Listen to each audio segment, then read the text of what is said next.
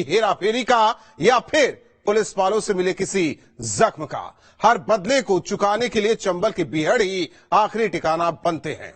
कुछ दिन तक खामोश रही चंबल को भी अब जल्द ही एक और डकैत की बारूद बंदूक का किस्सा देखना था। अनाम सा गांव, उसका अदना सा लड़का इस बार चंबल की सुर्खियां बना। कहानी वही पुरानी, जुल्म के खिलाफ आवाज उठाई, दबंगों की आंखों में चुभा और फिर परिवार बचाने के लिए बन बैठा बीहड़ का बागी। और इस बागी की पुलिस से लोहा लेने में हासिल महारत ने उसे चंबल का हीरो बना दिया।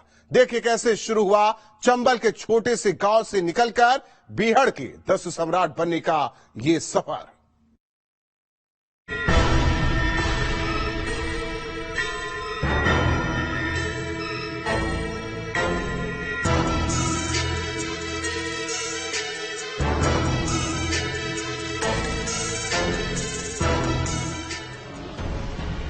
माथे पर तेज, लंबी और मोटी मूछें, खाकी वर्दी, एक हाथ में अमेरिकन राइफल और इटालियन दूरबीन, तो दूसरे हाथ में लाउड स्पीकर।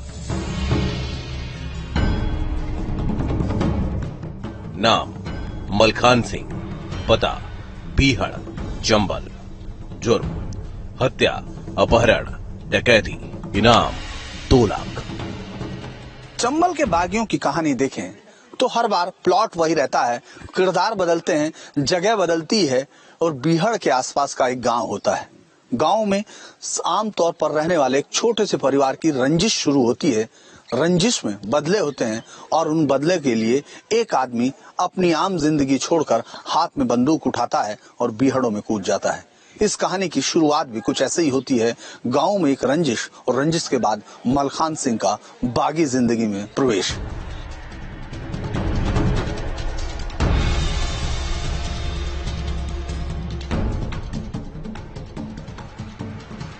मध्य प्रदेश के भिंड जिले का बिलाव गांव के इस घर पर लगी पत्थर की नेम प्लेट पर किसी का भी ध्यान एकाएक खींच जाता है। 10 सम्राट मलखान सिंह। जी हां, इस नेम प्लेट से आपको पता चल जाता है कि यह घर कभी चंबल में डाकुओं के सरदार रहे मलखान सिंह का है।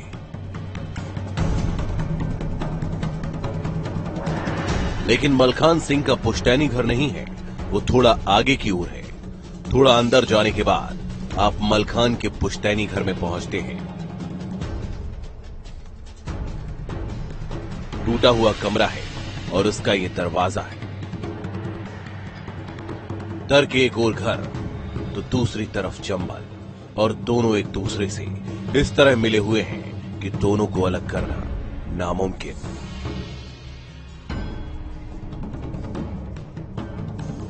तकरीबन 45 साल पहले इसी घर में रहने वाले लड़के मलखान सिंह ने गांव के दबंग और रसूखदार परिवार के खिलाफ आवाज उठाई थी और बदले में शुरू हुई थी दुश्मनी की ऐसी कहानी जिसे चंबल में मलखान सिंह की कहानी कहते हैं।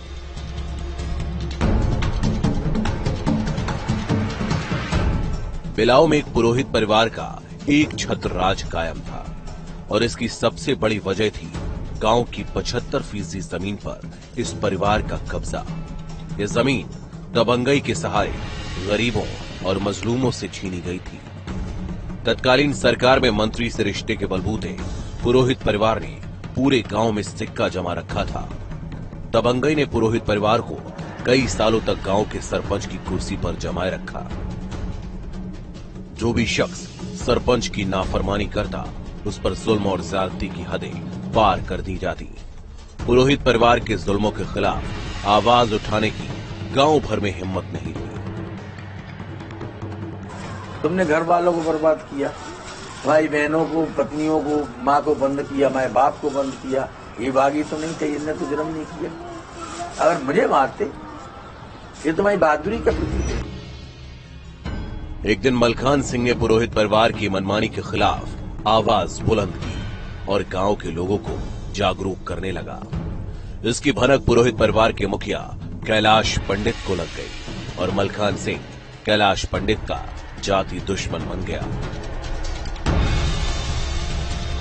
मलखान सिंह पर दबदबा जमाने के लिए कैलाश पंडित ने पुलिस के साथ मिलकर साजिश रची और झूठे मुकदमे में जेल में बंद करवा दिया। सलाखों के पीछे मलखान सिंह पर पुलिस ने जमकर कहर बरपाया।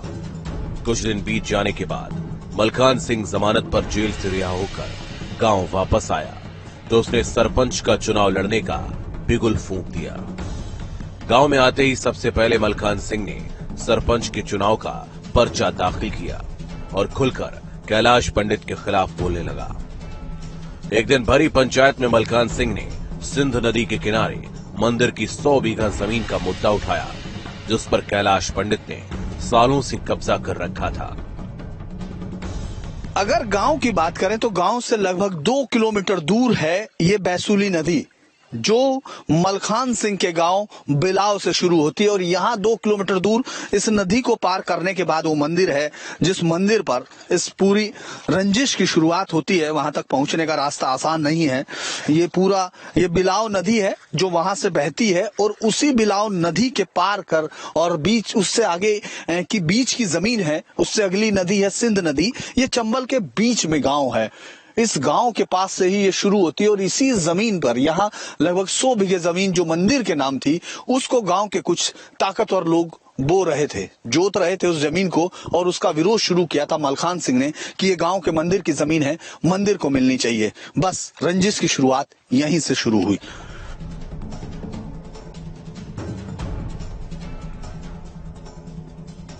तो गांव के जोते थे सर, कब्जा कर रहे थे, कब्जा करते थे। हाँ तो इन्होंने विरोध किया। हाँ।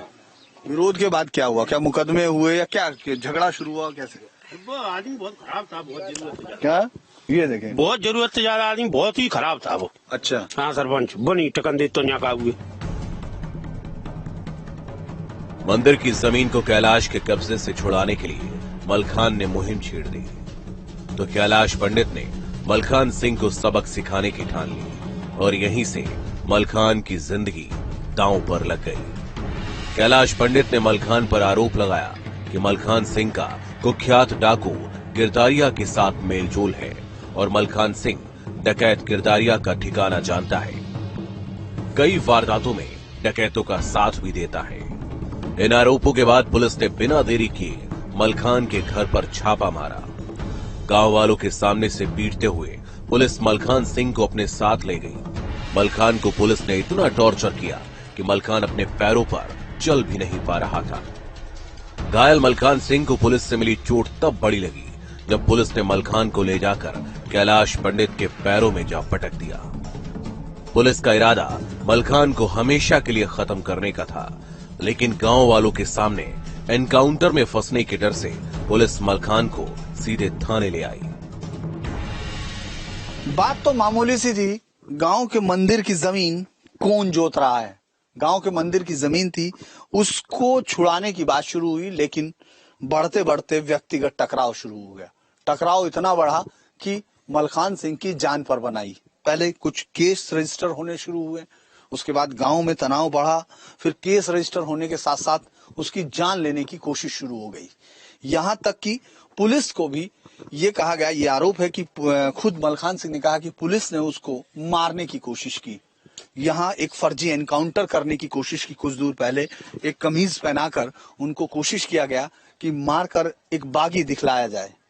केस रजिस्टर्ड हुए फर्जी। ये तो पुलिस के अलावा करता है रणसराव दीक्षित थे तो उनके मतलब खास आदमी थे। दद्दा को यहाँ ड्रेस पहना गोली दे दी होती यही यहाँ पे क्या कहते हैं, यहाँ पे रूड के टेगा। अच्छा, उनको ड्रेस पहना के। हाँ अच्छा, गोली दे दी वही दद्दाम। अच्छा, एनकाउंटर करना चाहते। हाँ पुलिस ने एनकाउंटर कराना चाहते भी। अच्छा, मतलब कुल मिला के रहने नहीं दिया यहाँ, रहने नहीं दिया। हाँ। और मलखान सिंह चाहते थे कि गांव के मंदिर की जमीन मंदिर को मिले। वहाँ मंदिर को मिले। बस ये झगड़ा था। ये झगड़ा था और कोई झगड़ा नहीं था। इसके अलावा कोई झगड़ा नहीं था। हाँ। ये सब जानबूझकर किया जा रहा था ताकि मलखान सिंह फिर कभी कैलाश के खिलाफ मुंह न खोले। लेकिन जाबाज और साहसी मलखान सिंह पुलिस की मार से नहीं टूटा। गांव में राजनीति के चलते दुश्मनी बढ़ रही थी और किस्मत भी मलखान सिंह को चंबल के बीहड़ों में खींच रही थी। 1970 में सरपंच के चुनाव के लिए वोटिंग हुई तो मलखान ने जीत का परचम लहरा दिया। कैलाश पंडित को मलखान सिंह की जीत से सीधा खतरा होने लगा। गांव में चुनाव की लड़ाई रंजिश में तब्दील हो गई। एक दिन कैलाश पंडित के कट्टर दलित समर्थक का कत्ल हो गया। पुलिस ने एक बार फिर से मलखान सिंह और उसके साथी को नामजद किया। गांव में दलितों ने मलखान के गुरु जगन्नाथ और हिटलर को सरेआम मौत के घाट उतार दिया। होली के दिन हुई इस हत्या से मलखान पूरी तरह से टूट गया। अपने गुरु की लाश पर फूट फूट कर रोते हुए मलखान ने कसम खाई कि जब तक जगन्नाथ की मौत का बदला नहीं ले लेगा तब तक वो होली नहीं खेलेगा।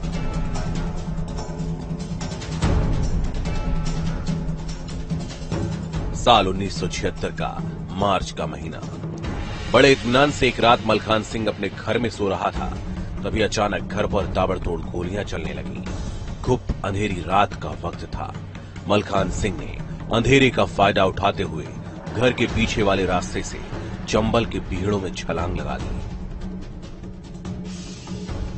फिर एक दिन इसी घर में, ये मलखान सिंह का पुराना घर है, जिस घर में यहाँ लेटे हुए मलखान सिंह पर फायरिंग की गई। विरोधी पक्ष ने मलखान सिंह को मारने के लिए एक साथ कई फायर किए, लेकिन किस्मत थी मलखान सिंह की, गोली सीधे सीने में न लग के उसके कुर्ते पर लगी और यहीं से मलखान सिंह, इसी से, जो उनके घर वाले बताते हैं कि यहाँ से मलखान सिंह इस छत से यहाँ से कूदे और वो दूर तक घरों के साथ जुड़ा हुआ बीहड़ उनकी जिंदगी बन गया।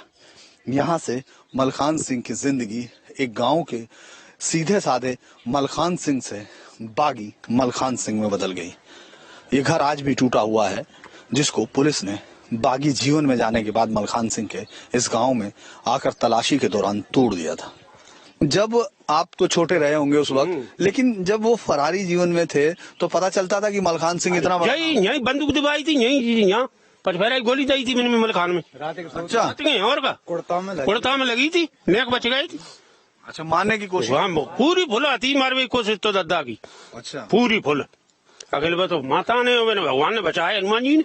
अच्छा, और नहीं तो वे पहुंचा दिए तो वे नहीं छोड़े थे केस में, वो नहीं छोड़ रहे। हाँ। इस घटना में मलखान सिंह ने बीहड़ को ही अपना भाग्य मान लिया और दशकों से चल रही दुश्मनी का सामना करने का फैसला ले लिया। कुछ दिन बीहड़ में वक्त बिताने के बाद मलखान सिंह गांव वापस लौटा और सीधे पुरोहित परिवार कैलाश पंडित के घर पर आ धमका। मलखान सिंह ने कैलाश पंडित को ललकारा और कहा कि कैलाश अगर बच सकते हो तो बच लो। मलखान ने अपनी स्टेन गन से गोलियों की बौछार कर दी। 3 गोलियां लगने के बाद भी कैलाश पंडित बच गया। इस घटना से पुलिस के हाथ पैर फूल गए और मलखान सिंह की तलाश के लिए पुलिस दबिश देने लगी। मलखान समझ चुका था कि अब उसके लौटने के सारे रास्ते बंद हो चुके हैं और अब चंबल ही उसका एक ठिकाना बन गया है। बाकी बागियों की तरह अब उसे भी अपने दुश्मनों और पुलिस से टकराना है, मारना है और मरना है।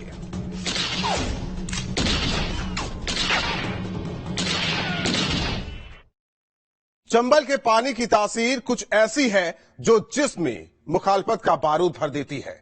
चंबल में बहने वाली हवा की गंध ही ऐसी है जो जुल्मों सितम से हारे लोगों को अपने बीहड़ों में खींच लेती है। चंबल की सैकड़ों वर्ग किलोमीटर में फैली धरती हर बागी के लिए मुफीद बन जाती है। मलखान सिंह भी बीहड़ में कूदा था, इस उम्मीद में कि उस पर हो रही गोलियों की बौछार से बीहड़ की ये ढांग बचा लेगी, उसकी जान बख्श देगी। मलखान ने चंबल के बीहड़ को अपना भाग्य मान लिया और दशकों से चल रही दुश्मनी का सामना करने का फैसला लिया। बीहड़ की रवायत को आगे बढ़ाने का फैसला कर लिया, जिसमें उसूल होते हैं, मकसद होता है और टारगेट होता है।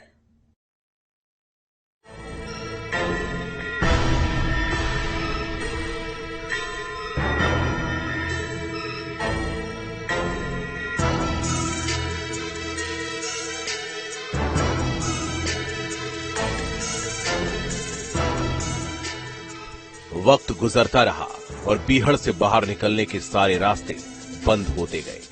मलखान सिंह बीहड़ में कैद हो गया, आखिरी जंग के लिए बेबस हो गया।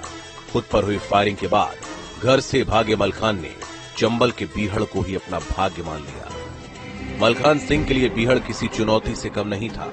चंबल में दाखिल होने के बाद मलखान ने अपने चचेरे भाई और दोस्तों के साथ मिलकर एक गैंग बनाया, लेकिन उसके पास हथियार नहीं थे। चंबल की रवायत के मुताबिक हर डकैत की तरह मलखान ने पकड़ और लूट की वारदातों को अंजाम दिया और पैसे इकट्ठे कर हथियार खरीदे। 1972 में चंबल में कूदे मलखान को उस समय चंबल के किसी बड़ी गैंग की शरण नहीं मिली, क्योंकि 72 में तमाम बड़े नाम समर्पण कर चुके थे। ऐसे में 1 साल तक इन चंबल की घाटियों में भटकता हुआ मलखान अपने लिए हथियार और साथियों का इंतजाम करने में लगा रहा। 1 साल बाद उसके पास कुछ लोग आए तो कुछ हथियार भी आए। हथियार कहां से आए, ये एक हमेशा से बागियों के हथियार पहुंचने का सोर्स रहस्य के साए में घिरा रहता है। ऐसे में 1974 में मलखान इन चंबल की घाटियों में एक बड़ा नाम बन चुका था, जिसके पास सबसे ज्यादा आदमी और सबसे ज्यादा हथियार थे।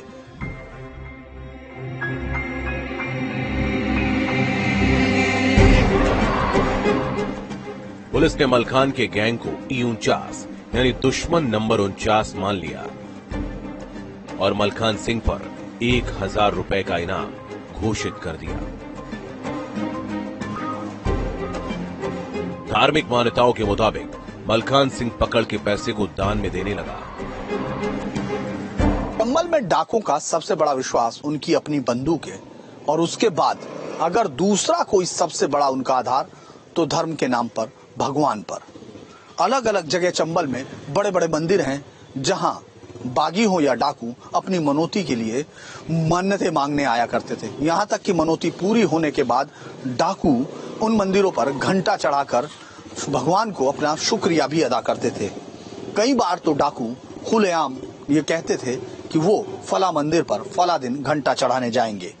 पुलिस मंदिरों के बाहर लगी रहती थी, लेकिन डाकू या तो खुद या फिर अपने किसी आदमी के सहारे वो घंटा चढ़ा जाया करते थे, और इसके बाद चंबलों में यह ऐलान हो जाता था कि फला डाकू ने फला मंदिर पर घंटा चढ़ाया।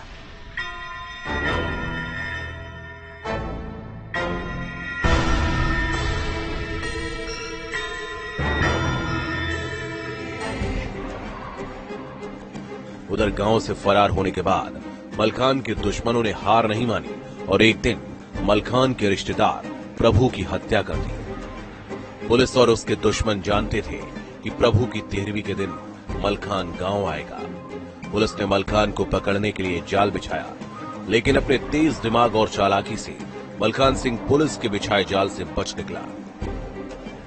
बीहड़ में मलखान सिंह और उसका गैंग ताबड़तोड़ वारदातें करने लगा तो मलखान पर इनाम में भी इजाफा होने लगा।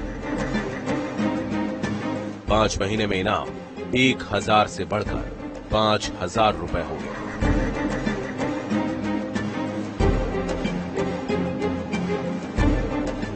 एक रात में ये 2000 का इनाम घोषित कर दें और कहो 1 घंटे में 5000 कर दें। अगर किसी को मारना है तो कुछ नहीं करना। पूरे गैंग पे भी आपके लाखों का इनाम था? नहीं ज्यादा था, गैंग पे अलग अलग था।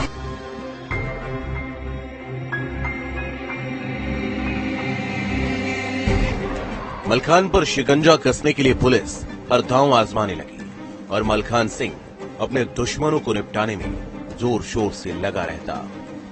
इस बीच मलखान सिंह ने 2 दलितों का कत्ल करके अपने गुरु की हत्या का बदला ले लिया और पुलिस ने मलखान के गैंग के एक सदस्य को तोड़ लिया, लेकिन मलखान ने मुखबिर बने गैंग के सदस्य का सफाया कर दिया। मलखान के खौफ से चंबल थर थर कांप रहा था। गैंग ने पकड़ बनानी तेज की तो पकड़ की रकम को लेकर गैंग में बंटवारा हो गया। गैंग के 5 लोग मलखान को छोड़कर चले गए।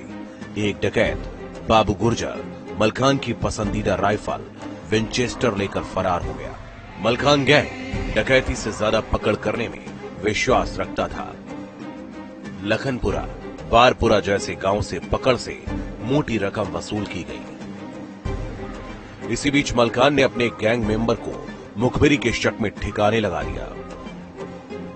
मलखान गैंग का हौसला बढ़ता जा रहा था और फिर पुलिस भी उसे निशाने पर लेने लगी।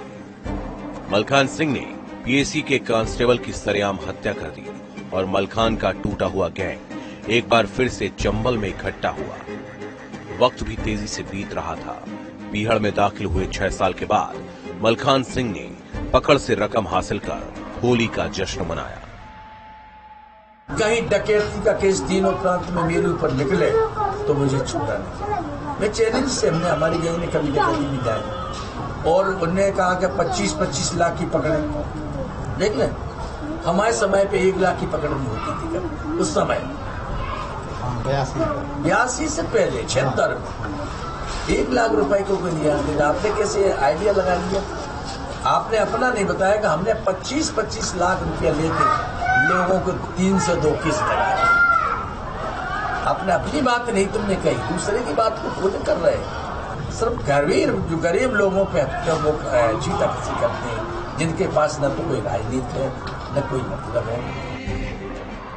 धीरे धीरे मलखान सिंह चंबल में दस्यु सम्राट कहलाने लगा और पुलिस से सीधा एनकाउंटर करने लगा। कहते हैं कि चंबल में लालपुरा के पीहड़ों में पुलिस के साथ मलखान सिंह का पहला बड़ा एनकाउंटर हुआ।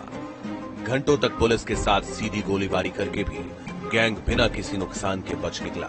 तो मध्य प्रदेश और उत्तर प्रदेश की पुलिस ने पहला साझा अभियान शुरू किया, लेकिन अभियान के बीच ही मलखान गैंग पकड़ करता रहा। 1 महीने के भीतर ही सिलुआ घाट में एक और बड़ा अपहरण कर गैंग ने पुलिस को सीधी चुनौती दे डाली और पुलिस ने फिर से मलखान को चंबल में जा घेरा। चंबल के ये बीहड़ अगर आप ध्यान से देखेंगे तो दूर तक इनमें आपको ढांग ही ढांग नजर आती है। टीले इस तरह से बने हुए हैं कि एक टीले के दूसरी तरफ अगर कोई पुलिस पार्टी रुकी हुई है और इस तरफ डाकुओं का कोई गैंग है, तो दोनों के बीच में एक दूसरे को देखे बिना आवाज से संवाद तो हो सकता है, लेकिन एक दूसरे पर फायरिंग नहीं। ऐसा कई बार होता था चंबल के डाकुओं के और पुलिस की मुठभेड़ के बीच में, जिसमें डाकू और पुलिस लगभग एक ही टीले के आसपास एक दूसरे पर फायरिंग करते थे, एक दूसरे को चिल्लाकर गालियां देते थे, लेकिन एक दूसरे के सामने नहीं आ पाते थे। चंबल की यही वो ज्योग्राफी है जिसने इस पूरे इलाके को बागियों के लिए स्वर्ग और पुलिस और सुरक्षा एजेंसियों के लिए इसको एक बुरे स्वप्न के तौर पर बदल दिया। चंबल में मलखान के खौफ के चलते उसके दुश्मन गांव छोड़ने लगे। कैलाश पंडित का परिवार भी गांव छोड़कर शहर में पुलिस की सरपरस्ती में अपने दिन गुजारने लगा। एक दिन मलखान सिंह गैंग के गद्दार बाबू गुर्जर के गांव आ धमका। बाबू तो नहीं मिला, लेकिन उसके पिता, चाचा और चचेरे भाई समेत 3 लोगों को मलखान सिंह ने गोलियों से भून दिया और एक भाई का अपहरण कर अपने साथ ले गया। चंबल में मलखान का विश्वास हासिल करने के लिए फूलन देवी और विक्रम मल्ला ने बाबू गुर्जर को मार गिराया और मलखान की पसंदीदा राइफल विंचेस्टर वापस कर दी। इधर अखबार में छप रहे मलखान के कारनामों से पुलिस दबाव में आ चुकी थी। उत्तर प्रदेश और मध्य प्रदेश पुलिस ने मलखान के गैंग को खत्म करने के लिए फिर से साझा प्रयास शुरू कर दिए, लेकिन पुलिस के आने के पहले ही मलखान ने इलाके को छोड़ दिया और सीधे राजस्थान जा पहुंचा। यहां भी मलखान सिंह ने पकड़ का धंधा बदस्तूर जारी रखा। एक दिन भरतपुर पुलिस ने मलखान को घेर लिया, लेकिन हर बार की तरह मलखान फिर से पुलिस को चकमा देने में कामयाब रहा। राजस्थान भी बहुत कम, ज्यादा MP और आपका EP। इसी बात का अफसोस होता है, कभी कोई मिला जिसको आपने बागी जीवन में कभी किसी को गलती से या उससे मारा? नहीं, हमने अफसोस इसलिए नहीं होता, हमने किसी की थप्पड़े नहीं मारा, अफसोस क्यों? चंबल में मलखान सिंह गैंग का सिक्का बोलने लगा। जो भी मलखान के खिलाफ पंख फड़फड़ाता, मलखान सिंह उसे यमराज के पास पहुंचा देता। हर तरफ से पकड़ की खबरों से पुलिस परेशान हो चुकी थी। मलखान सिंह का खौफ इस कदर था कि उसने 30 अक्टूबर को असाई में किडनैपिंग की, 22 दिसंबर को असाई में 3 लोगों का कत्ल कर दिया, 26 दिसंबर को किसान की गढ़िया में अपहरण की वारदात को अंजाम दिया, 11 मार्च को बिना तकपुरा में लोगों की किडनैपिंग की, 27 मार्च को अस्तपुरा में लोगों का अपहरण किया, 3 मई को नवादा में किडनैपिंग और 1 जून को तेहानगर में लोगों का अपहरण किया।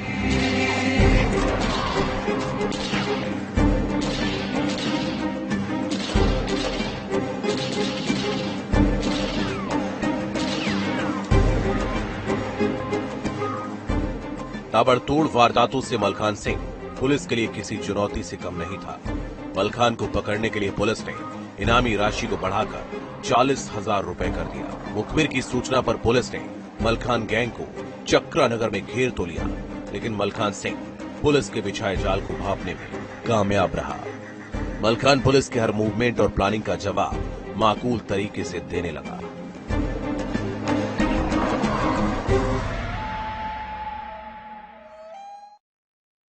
चंबल के बेड़ों में मलखान सिंह की तूती बोल रही थी। मलखान के गैंग को पुलिस चुन चुन कर खत्म करने लगी। पुलिस ने चंबल को मलखान के लिए एक पिंजरे में बदल दिया। मलखान को लगने लगा था कि पुलिस की गोली और उसका सीना अब बिल्कुल आमने सामने है। तभी मलखान को मिला एक रास्ता और देवी मां के सामने डाल दिए हथियार।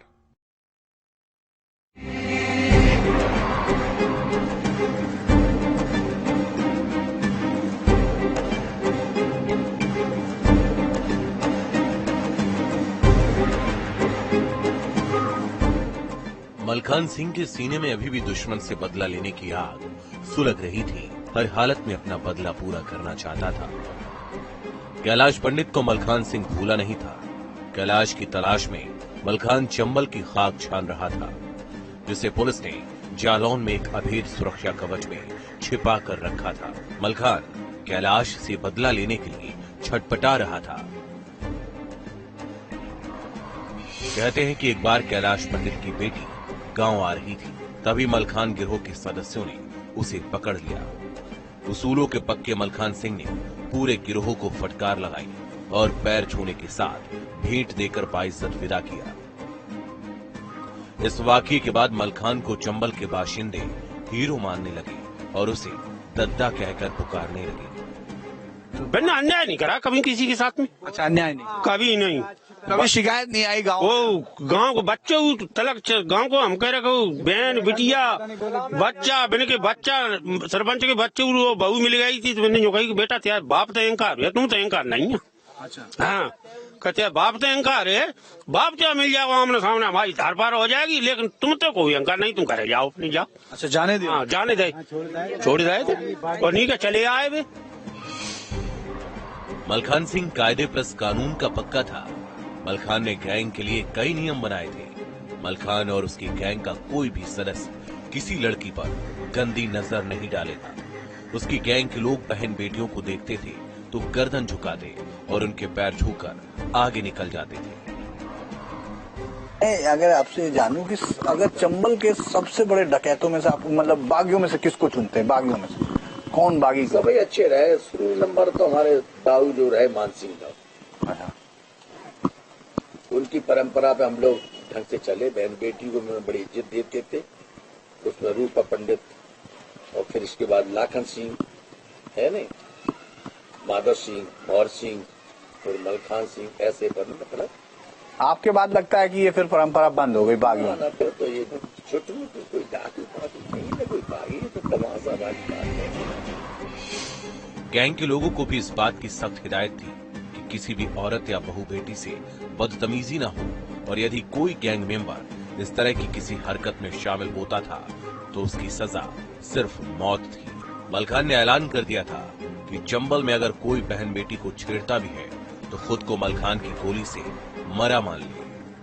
मलखान ने बलात्कारी को चौराहे पर खड़ा करके गोली मारने का ऐलान किया था। बलात्कार के कई मामले सामने आने पर मलखान ने ऐसा किया भी। मलखान के खौफ से कई जिलों में महिलाओं और बेटियों से रेप होने बंद हो गए थे। मेरे नाम से बहन बेटी आज भी चंबल पे चले जाओ ये कार्य लगाती हैं। याद करते माँ की जनता के दद्दा जब थे तो हम सुरक्षित थे। हमने 12 बजे महिलाओं को जीवर पहनाए के और निकाला तो उसमें हमें क्या गिरोह नहीं, गुंडा लुच्चों को गिरोह होता तो आदमी पीछा करता। कोई सिद्धांत से रह रहा, हम अपना समय काटने के लिए अपना जीवन व्यतीत कर रहे थे और उसमें भी शासन प्रशासन पीछे लगाता। उसूलों पर चलने के साथ साथ मलखान सिंह दरियादिल और नेक इंसान भी था। मलखान सिंह की दरियादिली का किस्सा भी बीहड़ में काफी मशहूर है। एक दिन मलखान की पुलिस से मुठभेड़ हुई। पुलिस का एक सिपाही मलखान सिंह की पकड़ में आ गया। गैंग उस सिपाही को मारने पर आतुर था। दशहरे का दिन था तो मलखान ने कहा, इसको मारने से इसके बीवी बच्चे भी बिना मारे मर जाएंगे, इसे छोड़ दो। बाद में सिपाही ने ट्रांसफर करवा लिया ताकि मलखान के खिलाफ किसी कार्रवाई का हिस्सा न बनना पड़े। इटावा के शर्मा जी मिश्रा जी थे, वे पुलिस में नौकर थे। अच्छा, तो बेखूं रास्ता में जा रहे होंगे तो बिजली के तो गैंग के आदमी रहते ही बिना कही जे सिपाही जा रहा पकड़ लो इसको। पकड़ ले गए, सुबह जाएगा वहां बिना बैठा रहे बैठा रहे मैंने कही भाई पुलिस में हो कि हाँ दद्दा के मैंने 5 हुए ब्राह्मण कही तुम ब्राह्मण हो दूर आओ हमारे पैर मत छू डर पो मत हम तुम हवाई कहाँ आए गए अब तुम डरा मत कहते। दद्दा ने कही बात कहा है कही जो पुलिस का आदमी है जाए गोली मार दो जाओ बेबोले संग की। दद्दा ने कही ऐसे नहीं मारेंगे गोली अब नहीं रोको। मैंने पूछी कि क्या बच्चा है तुम्हारे कि हमारे 2 बच्ची हैं 2 बच्चा हैं और मियाँ बीवी तुम 6 आदमी।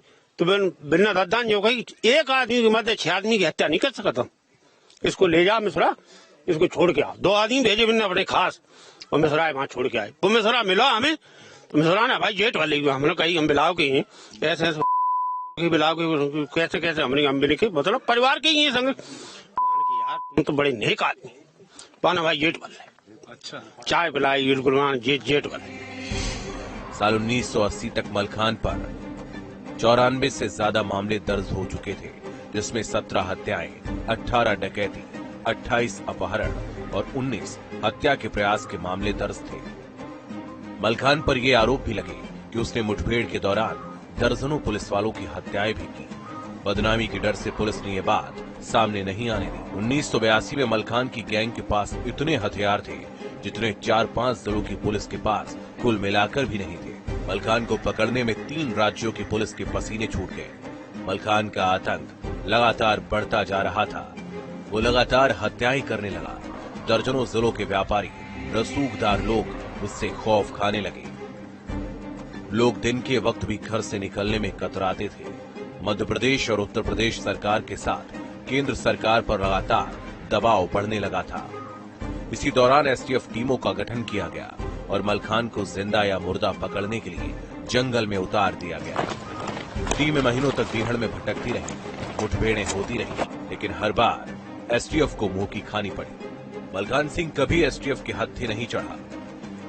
मलखान हर रात अपना अड्डा बदल देता था। 6 लाख एकड़ में फैले बीहड़ के चप्पे चप्पे पर मलखान सिंह के लोग तैनात रहते जो पुलिस के एक एक मूवमेंट की जानकारी देते थे। एसटीएफ की नाकामी के बाद सरकार ने उस पर 70,000 का इनाम रख दिया जो आज के करीब 6 लाख रुपए के बराबर है।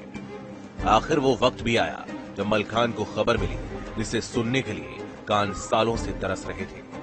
मलखान ने अपने सबसे बड़े दुश्मन कैलाश पंडित को ढूंढ निकाला और उसकी हत्या कर दी। उसके बाद में इसके गांव से पंडितों का झगड़ा हुआ, उसके अंदर ये गैंग इसने बनाया और गैंग बनाने के बाद में इसने क्या करा कि ज्यादातर ये ऑपरेट करता था यूपी में, एमपी में उसने बहुत कम ऑफेंसेस किए और इसका भी किडनैपिंग का ज्यादा था और उसने अपने जैसे रिवेंज लेना था, वो कैलाश पंडित था उसको मारा। अपने सबसे बड़े दुश्मन को तो मार गिराया, लेकिन जिस जमीन की वजह से ये विवाद शुरू हुआ उसका मामला अभी सुलझा नहीं था। मलखान किसी भी हालत में मंदिर की 100 बीघा जमीन को पुरोहित परिवार के कब्जे से मुक्त कराना चाहता था। पुलिस के बड़े आला अफसरों को इस बात की जानकारी थी।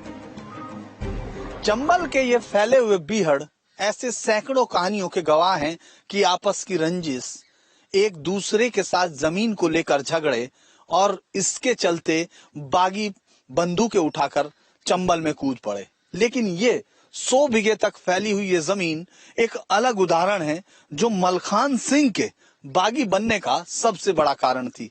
ये वो जमीन है जो गांव से 2 किलोमीटर दूर राम जानकी के मंदिर पर सदियों से उसके नाम थी, लेकिन लोगों ने कब्जा किया और इस पर जोश शुरू कर दी। इसके चलते यहाँ पूजा भी बनती और यही वो कारण था जिसने मलखान सिंह को बागी बनने पर मजबूर किया।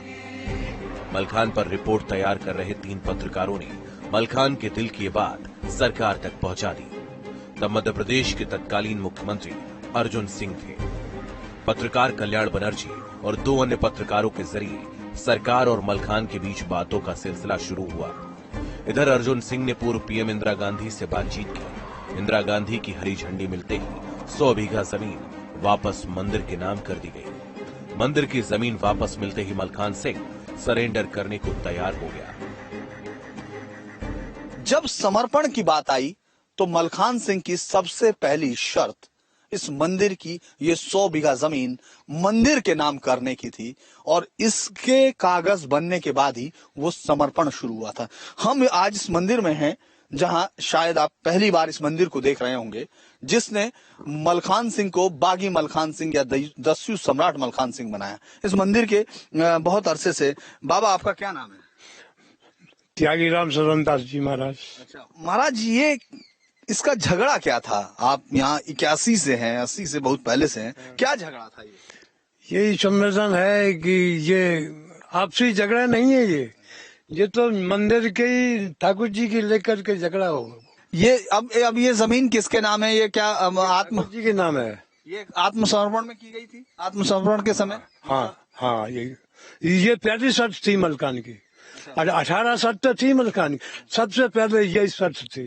सबसे पहली यही शर्त थी। तो आपको लगता है ये एक अच्छा काम हुआ? नहीं, बहुत बढ़िया काम है। ये तो जोगन जी की मारा है, वो तो कछु उनका मलकान सिंह का वो, यानी वो तो आत्मशक्ति बहुत बड़ी प्रबल शक्ति है, वो तो प्रबल शक्ति है। आपको लगता है? तो ये आपको बता रहे हैं महाराज कि ये वो जमीन थी और यहाँ 40 साल से पूजा बंद थी, उससे पहले वहां। और समर्पण की 18 शर्तों में सबसे पहली शर्त थी इस जमीन को वापस ठाकुर जी के नाम करना, जो अब है। 15 साल बीहड़ में बिताने के बाद 15 जून 1982 में मलखान सिंह और उसकी गैंग ने तत्कालीन मुख्यमंत्री अर्जुन सिंह की मौजूदगी में समर्पण किया। मलखान सिंह खुद पुलिस की वर्दी पहनकर आए और मां दुर्गा की मूर्ति के सामने अपने हथियार डाल दिए। मलखान सिंह के सरेंडर को देखने के लिए मैदान में तकरीबन 30,000 से ज्यादा लोगों की भीड़ इकट्ठी हो गई थी। पुलिस के लिए भीड़ को संभाल पाना मुश्किल हो गया था। फिर जब समर्पण किया तब तो आप लोगों के खूब देखने गए थे कि नहीं? गए थे, सब गए थे हम। पूरा गांव गया था? हाँ, पूरा गांव झाड़ के, पूरा गांव और आजू बाजू सब गांव थी। अच्छा, कभी ऐसा हुआ जिनके घर कभी इन्होंने डकैती डाली या पकड़ की, वो लोग कभी मिले आप लोगों से कि भाई आपके घर? खूब मिलते थे, खूब जो कहते के दद्दा कैसा आदमी नहीं। अच्छा, उन लोगों ने भी शिकायत नहीं? हाँ। चंबल के लिए जैसे ये एक युग का अंत था, खौफ का अंत था, और चंबल और उसके आसपास के बाशिंदे भी शांति चाहते थे। सरकार के इस फैसले ने पुलिस की एक गोली बचा ली, डाकू मलखान सिंह का सीना बचा लिया। मलखान 6 साल तक जेल में रहे और साल 1989 में अदालत ने सभी मामलों में मलखान सिंह को बरी कर दिया। मुझे तो पूर्ण विश्वास न्यायपालिका पे। उन्होंने कहा कि कौन गवाह देता मलखान सिंह की? अब बताइए तरीका आपका। समर्पण में हमने समर्पण हुआ, तय हुआ, फिर भी हम तक हवाला लगे, ठीक है। और इस नीचे के कोर्ट से हमें सजा हुई ग्वालियर से आजीवन कारावास की। देखना आप, सजा तो हुई, और क्या चाहते थे? सजा हुई। इसमें हाई कोर्ट में मैंने अपील की, हाई कोर्ट में हम बरी हुए। देख लेना आप। जबकि रूल ये था कि एक बार बरी हो जाए किसी कोर्ट से तो पुलिस को कोई वो नहीं था कि अपील करे। बात करके रूल जयप्रकाश नारायण इंदिरा गांधी का रूल, ये अपील नहीं किया, इसको ऐसे बर्बाद करते रहोगे। इन्हें अगर बसाने के लिए समर्पण किया, बच्चों को पालने के लिए, तो आप शांति से रह लोगे। जेल से छूटने के बाद यूपी, एमपी और राजस्थान के 5 जिलों में मलखान की धाक कायम थी। कई राजनीतिक पार्टियों ने मलखान सिंह से संपर्क साधा। मलखान बीजेपी से प्रभावित हुए और साल 2014 के लोकसभा चुनाव में पीएम नरेंद्र मोदी का प्रचार करने के लिए कई मंचों का चेहरा बने। मलखान सिंह हमेशा कहते हैं अन्याय नहीं होने देंगे, और यही उनका मिशन है।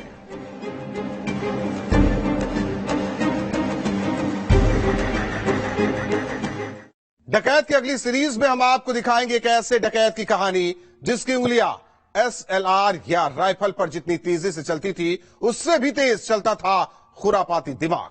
चंबल के डाकू की कहानी 5 दशक बाद भी लोगों के जहन में आज भी ताजा है। एक फौजी, एक कंपाउंडर, एक डकैत और फिर जादूगर या अभिनेता, बीहड़ के बागी ने सभी किरदारों को अलग अलग वक्त में बखूबी निभाया और अपनी अमिट छाप छोड़ी। चंबल के बाशिंदों ने उसे चंबल सरकार कहा, डकैत उसे मास्टर जी कहते। लोगों के जख्मों को मरहम से भरने वाला खुद आखिर कैसे लोगों को जख्म देने लगा। नमस्कार।